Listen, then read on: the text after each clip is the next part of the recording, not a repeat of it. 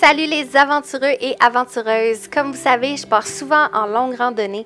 J'ai donc eu l'idée de vous montrer comment j'arrive à préparer un repas lyophilisé de la superbe marque Apiac.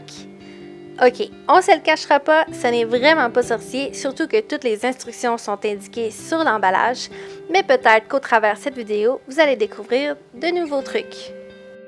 Je commence par installer mon système de cuisson qui comprend une bonbonne de carburant, le brûleur Pocket Rocket de MSR et un chaudron.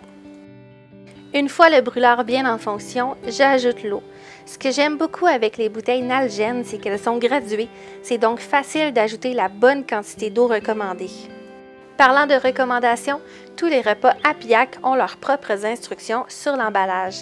C'est donc facile de les faire cuire, même loin en forêt. Le repas que je vous montre dans cette vidéo, c'est les linguini, sauce rosée et crevettes. Vraiment, là, je vous le dis, ça a été un coup de cœur pour moi.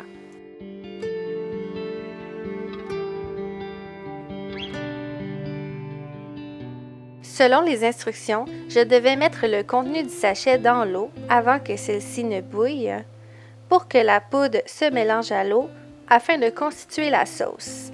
Et ainsi, on permet aux pâtes d'avoir une cuisson plus lente.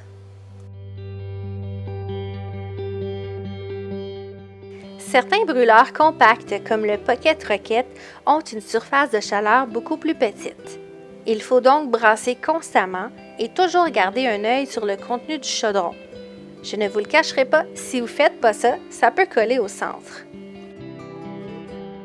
Du début jusqu'à la fin de la cuisson, je vais ajuster constamment le gaz qui va sortir de mon brûleur afin de produire plus ou moins de chaleur. Mais aussi, pour éviter que ça brûle et pour avoir un meilleur contrôle, je vais retirer le chaudron du feu pour pouvoir brasser et vérifier que tout est correct. Après votre repas, vous allez devoir nettoyer votre chaudron.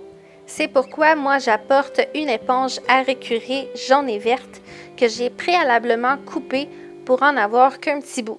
C'est super léger et ça prend pas de place. Et si jamais il vous reste de la nourriture, ne la jetez pas dans la nature. Vous devez la rapporter avec vous dans un sac à déchets hermétique. Comme ça, vous allez éviter que les animaux rôdent autour du campement. Et vous ne laisserez pas de traces dans la nature. Une fois votre cuisson terminée, il ne vous reste qu'à déguster votre merveilleux repas en nature. Il n'y a rien de mieux. J'espère que la vidéo vous a plu et sur ce, laissez-moi vous souhaiter un bon appétit.